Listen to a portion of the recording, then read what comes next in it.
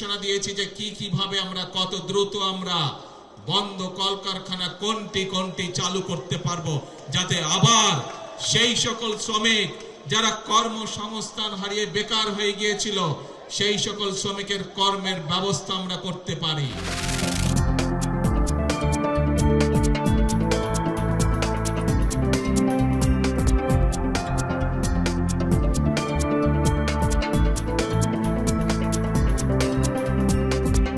যতদিন সংসদের ভিতরে থাকবো, ভিতরেও যেন আপনাদের জন্য লড়াই করে যেতে পারি, আর বাইরের লড়াইও চলবে ইনশাআল্লাহ।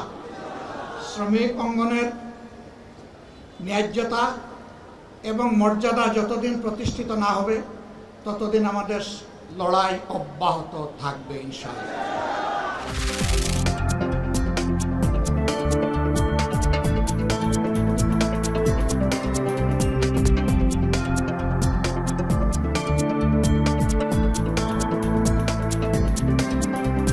হাজার হাজার কোটি টাকা যে তারা লুটপাট করলো তারা বৈধতা পাবে, আবার তারা লুটপাট করবে।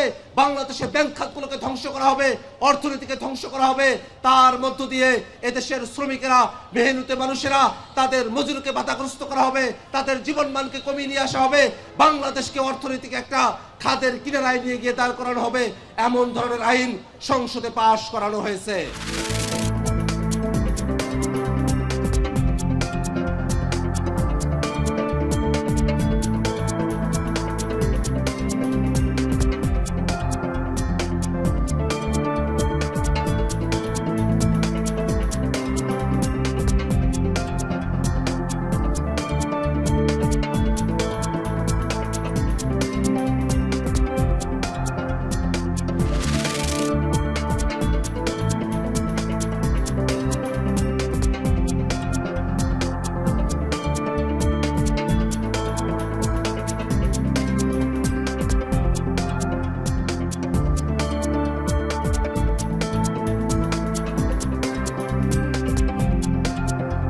এমন একটা রাষ্ট্র তৈরি করব যেখানে ধর্মে কোনো বিভেদ থাকবে না, সব সম্প্রদায়ের মানুষ একসাথে থাকবে এবং সেটা হবে একটাই পরিচয় বাংলাদেশ।